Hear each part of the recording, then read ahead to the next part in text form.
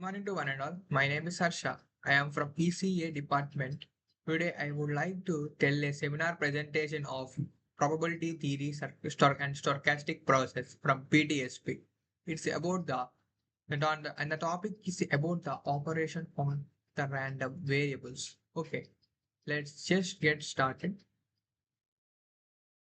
Probability theory and stochastic process is a understanding probability theory and the stochastic process is essential in various fields such as mathematics, statistics, and engineering.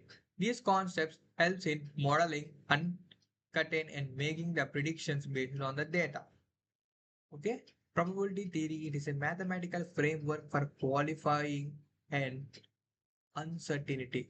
Stochastic process is the process that involves in the randomness and time and crucial for various applications. Okay. Now let us go into our main topic. That is the operations on the random variables. See the operations on the random variables. Today we are going to move beyond looking at a signal, isolated the random variables, and stepping into the more complex but far more interesting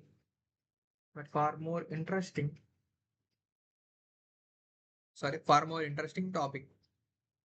See, think about it. In a real world, things are rarely independent. The price of the stock linked to the interest rate and the signal strength on your phone is related to your distance from your tower. These models in these relationships, we need tools that can capture not just the behavior of the individual variables, but how they can dance together.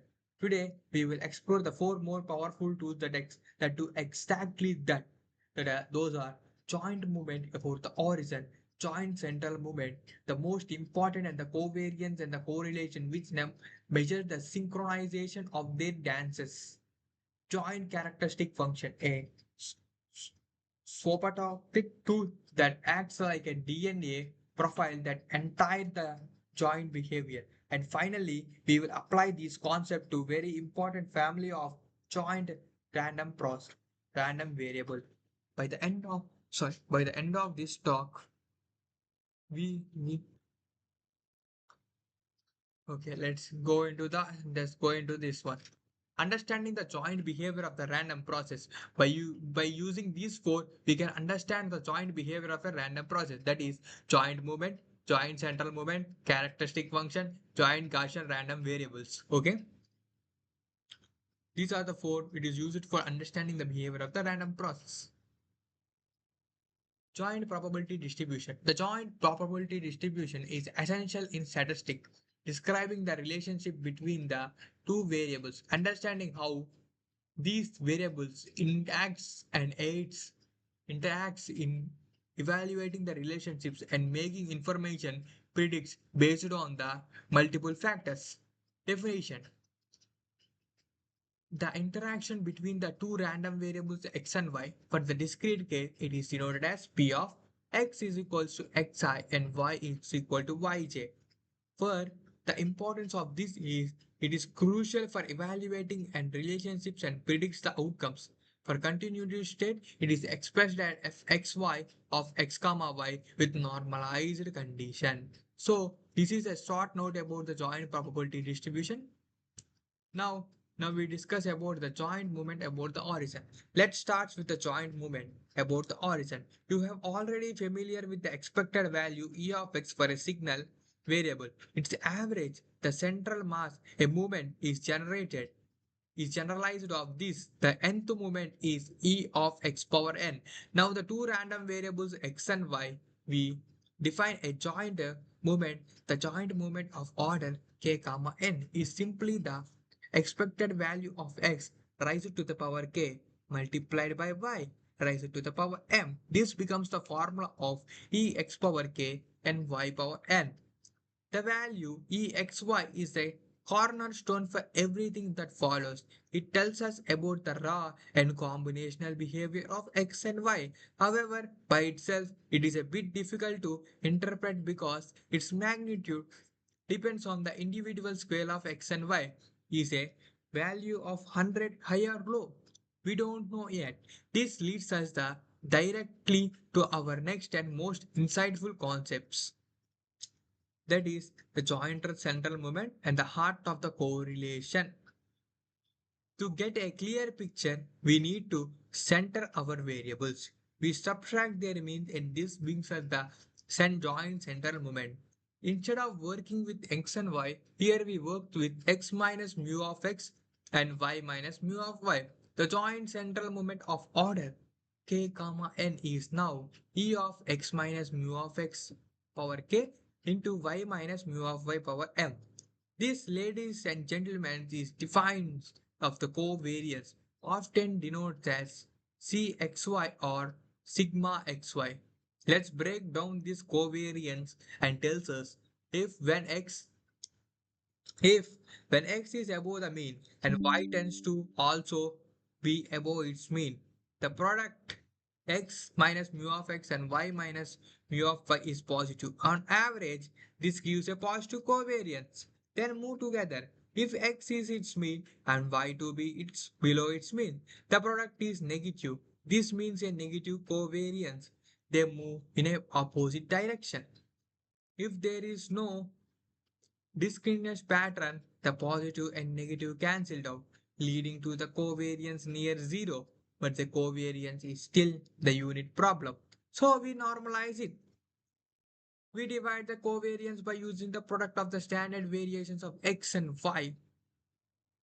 This gives us a superstar dependency metric, that is the correlation coefficient sigma. Sigma is Cxy by sigma x into sigma y. If rho is always lies between the -1 to 1 and it is a dimensionless quantity. If rho is 1, then it is perfectly positive linear relationship. If it is -1, then it's perfectly negative in relationship. If it is 0, then has no relationship. Okay, now let's move to the joint characteristic function. Okay, before let's tell me covariance. Covariance means measure how two random variables chain together. Correlation. Just as me and a small example of the correlation. It correlation of two types: autocorrelation, cross correlation. Autocorrelation means the similarity in the same signal is called as the autocorrelation. If there is a similarity between two different signals and then it is called as the cross correlation. Qualifies it always lies between ranging from -1 to 1. It is very useful in the machine learning for the decision making. This correlation concept. Now let's move to the joint characteristic function. It's also called as the DNA profile. Now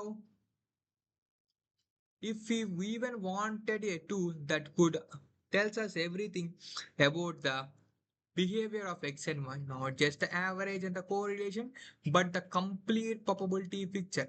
For a single variable, we have the characteristic function, that is psi x omega is equals to x, e of e power I omega x.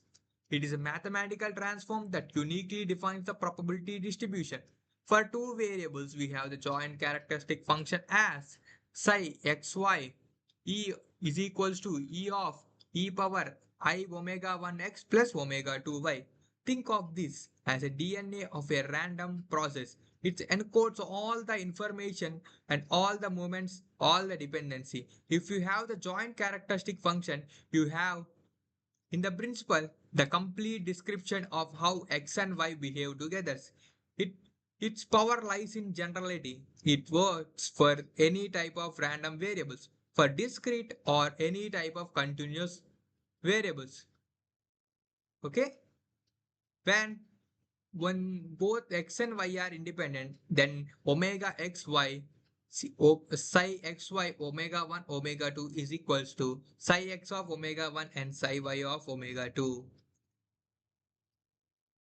Now, a quick section about the jointly Gaussian random variables. Finally, let's bring all these tools to bear to one of the most important familiar in the engineering and science, that is the joint Gaussian random variables. The Gaussian or a normal, the distribution is beloved for its simplicity and prevalence when two or more variables are jointly Gaussian for some remarkable properties emerge.